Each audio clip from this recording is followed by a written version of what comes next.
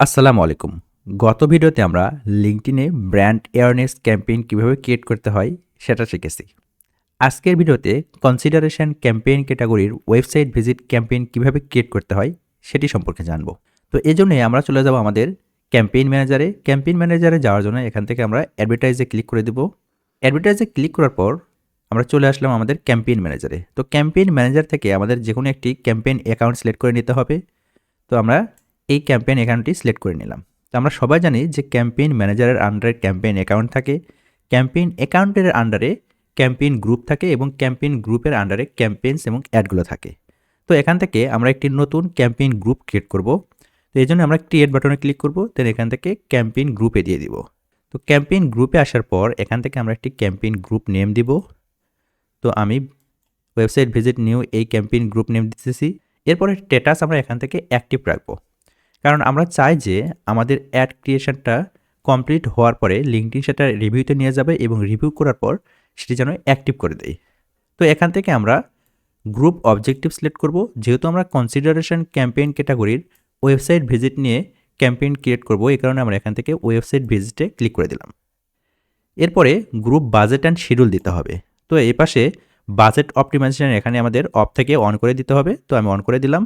দেন আমরা daily budget suppose রাখতেছি যে $50।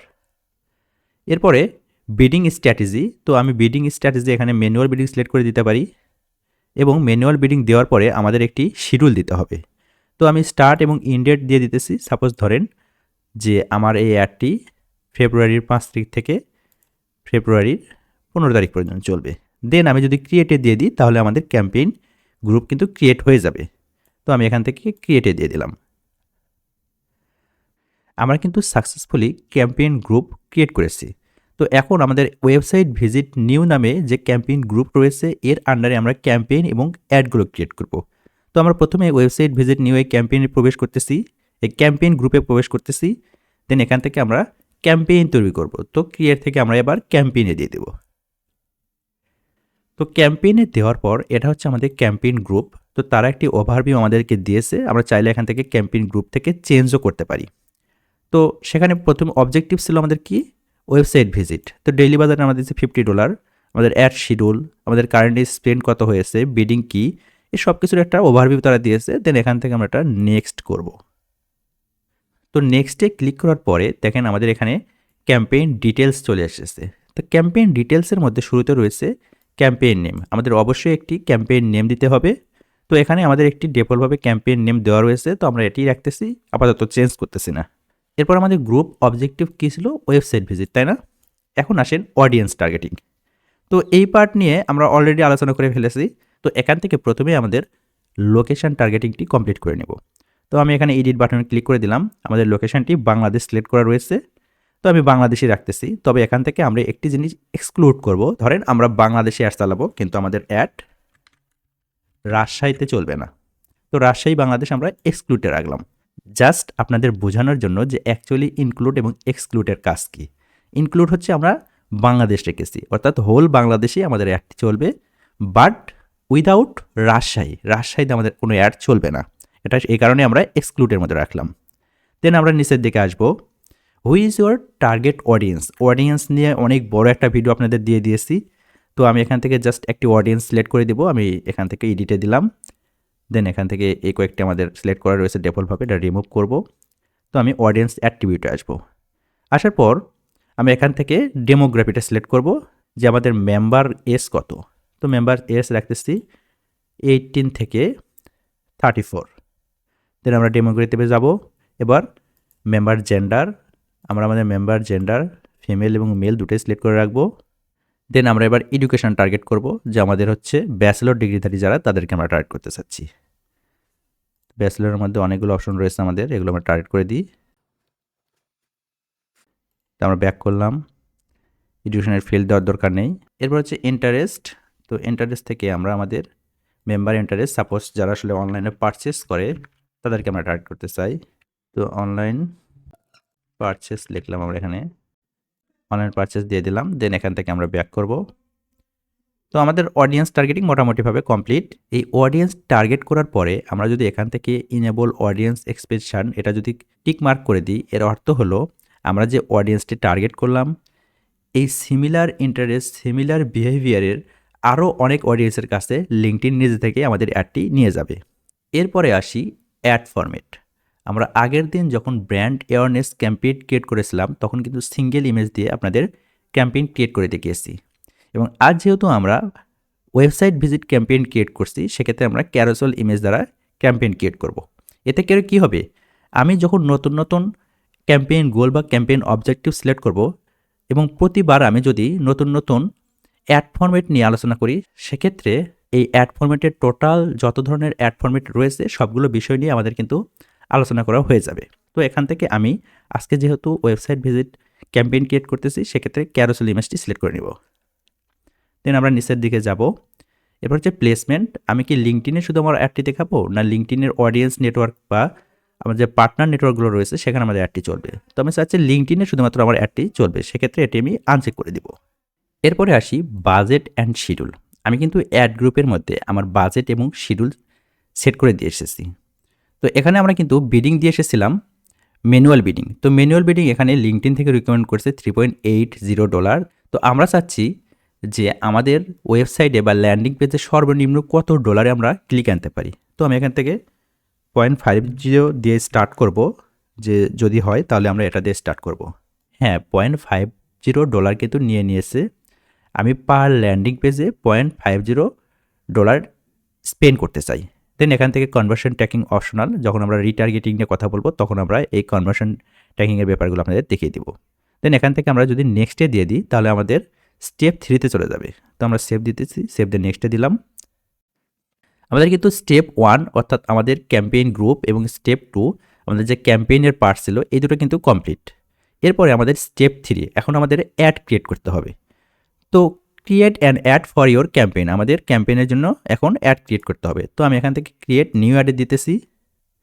তো ক্রিয়েট নিউ অ্যাডে দেওয়ার পর এখানে আমাদের প্রথমে একটি অ্যাড নেম দিতে হবে। তো আমি এখানে দিলাম যে ওয়েবসাইট ভিজিট। এরপর হচ্ছে ইন্ট্রোডাক্টরি টেক্সট। তার আগে আপনাদের একটু দেখায় যে অ্যাকচুয়ালি ক্যারোসেল ইমেজের অ্যাডগুলো কেমন হয়। আমি যদি লিঙ্কডইনে যাই, যাওয়ার পর যদি নিচের দিকে যাই, হয়তোবা ক্যারোসেল অ্যাড দেখতে পারি। আপনারা একটু সাথেই থাকবেন, হয়তোবা এই ভিডিওর এইটুকু অংশ আমি টেনে দিব। হ্যাঁ, এখানে একটি ক্যারোসেল অ্যাড দেখা যাচ্ছে, সার্কেলস থেকে এই অ্যাডটি দেওয়া হয়েছে। তো এখানে কয়টি আসলে পিকচার রয়েছে একটু দেখি। এখানে অনেকগুলো পিকচারই রয়েছে। তো আমি এই অ্যাডটি ক্রিয়েট করব। তো এই অ্যাড ক্রিয়েট করার জন্য প্রথমে আমাদের অ্যাকচুয়ালি কী করতে হবে, এই পিকচারগুলো আসলে সেভ করে নিতে হবে। তো আমি সবগুলো পিকচার একটু সেভ করে নিই। তো পিকচারগুলো আমি সেভ করে নিলাম। দেন এনারা যে অ্যাডটি দিয়েছে, এই অ্যাডটি আমি ক্রিয়েট করব। তো এখান থেকে আমি ইন্ট্রোডাক্টরি টেক্সট হিসাবে এনারা যা টেক্সটটি দিয়েছে আমি এটাই নিব। দেন হচ্ছে ডেস্টিনেশন ইউআরএল। তো ডেস্টিনেশন ইউআরএল হচ্ছে আমাদের যে সাইন আপ রয়েছে, সাইন আপে ক্লিক করার পর যেখানে নিয়ে যাবে সেই ল্যান্ডিং পেজটা হচ্ছে ডেস্টিনেশন ইউআরএল। তো এনারা একটা ফর্ম দিয়েছে, লিড ফর্ম। তো এনারা আসলে লিড কানেকশন করতেছে। তো আমি লিডটাকে সাবমিট করে দিই। সাবমিট করে দেওয়ার পরে আমি চাচ্ছি যে এনাদের যে ওয়েবসাইট রয়েছে সেই ওয়েবসাইটে প্রবেশ করতে। তো এই ওনার ওয়েবসাইট থেকে এই ইউআরএলটা আমরা কপি করব। দেন ডেস্টিনেশন ইউআরএল এর জায়গায় আমরা এই ইউআরএলটি বসিয়ে দেব, অর্থাৎ আমাদের অ্যাডে ক্লিক করার পরে সে আসলে এই ল্যান্ডিং পেজে আসবে। তো এখানে দেখেন একটি কথা রয়েছে, use destination URL as destination for all cards.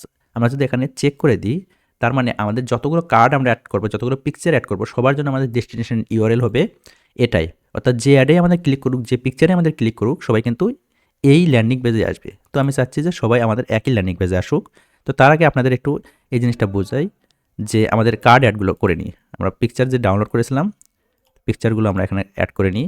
দেন পিকচারের জন্য আমরা এখানে একটু ডেসক্রিপশন দিতে পারি, যে headline get offer for this week. তো আমরা এই হেডলাইনটি সবগুলো কার্ডে আমরা অ্যাড করব। আর কার্ড ডেস্টিনেশন ইউআরএল অর্থাৎ আমাদের এই পিকচারে ক্লিক করার পর সে আসলে কোথায় যাবে, আমরা চাই যে এইখানে যাবে।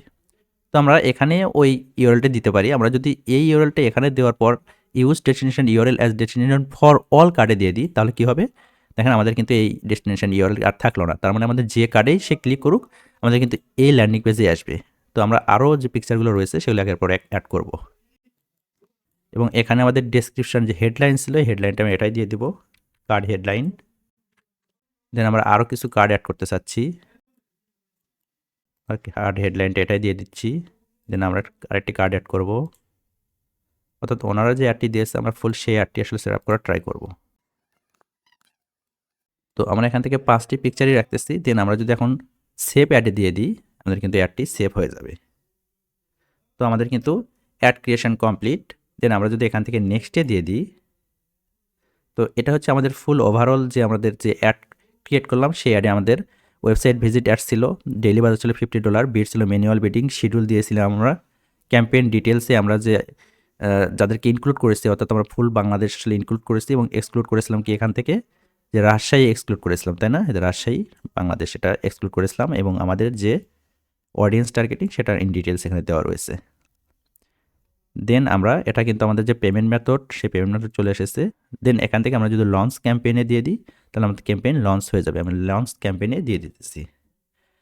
Your ads are being review, আমাদের অ্যাড কিন্তু রিভিউতে চলে গেছে। তো আমরা দেখতে চাচ্ছি যে আমাদের অ্যাড আসলে দেখতে কেমন হলো। আমরা যে বলছিলাম যে এনাদের যে অ্যাডটি ছিল এই অ্যাডের মতোই আমরা একটি অ্যাড দেবো। তো আমরা এখান থেকে ভিউ ক্যাম্পেইনে দিয়ে দিই। এবার আমরা আমাদের যে ক্যাম্পেইন সেখানে প্রবেশ করব। এটা ছিল আমাদের ক্যাম্পেইন, তাই না? তো আমাদের ক্যাম্পেইনে আমরা যদি ক্লিক করে দিই আমাদের ক্যাম্পেইন কিন্তু আমরা এখন দেখতে পাবো যে অ্যাকচুয়ালি কেমন দেখায়। দেখেন আমরা কিন্তু এই অ্যাডটি ক্রিয়েট করে ফেললাম। ওনাদের যে অ্যাডটি ছিল ওনাদের অ্যাডটি কিন্তু এটাই ছিল। এরকম করে আমাদের যে কার্ডগুলো ছিল কার্ডগুলো আমরা একের পর এক নিয়ে আসতে পারবো। তো আমাদের যে অডিয়েন্স তারা আমাদের অ্যাডটি কীভাবে দেখবে? শুরুতে আমাদের যে পেজ নেম সেটা দেখবে, দেন কত ফলোয়ার আছে সেটা দেখতে পারবে, প্রমোটেড দেখতে পারবে এবং ইন্ট্রোডাক্টরি টেক্সট দেখতে পারবে। এরপরে ছিল আমাদের এই অ্যাড। আমাদের অ্যাডে অ্যাকচুয়ালি আমরা কল টু বাটন অ্যাড করি নাই, অর্থাৎ হয়তোবা এটা আমার ওই সময় খেয়াল ছিল না। তো আমি যদি আমাদের অ্যাডে ক্লিক করি দেন এনাদের যে ওয়েবসাইট এখানে কিন্তু নিয়ে আসবে। দেখেন ওই ওয়েবসাইটে আমাদেরকে নিয়ে এসেছে। আশা করি আমি বুঝাতে পেরেছি যে আমাদের ওয়েবসাইট ভিজিট ক্যাম্পেইন গোল বা ক্যাম্পেইন অবজেক্টিভসে আমরা কিভাবে ক্যারোসেল ইমেজ আকারে অ্যাড দিতে পারি। তো এর পরবর্তী ভিডিওতে আমরা এনগেজমেন্ট অ্যাড নিয়ে কথা বলবো অথবা লিড জেনারেশন অ্যাড নিয়ে কথা বলবো। তো সে পর্যন্ত ভালো থাকবেন, সুস্থ থাকবেন। আসসালামু আলাইকুম।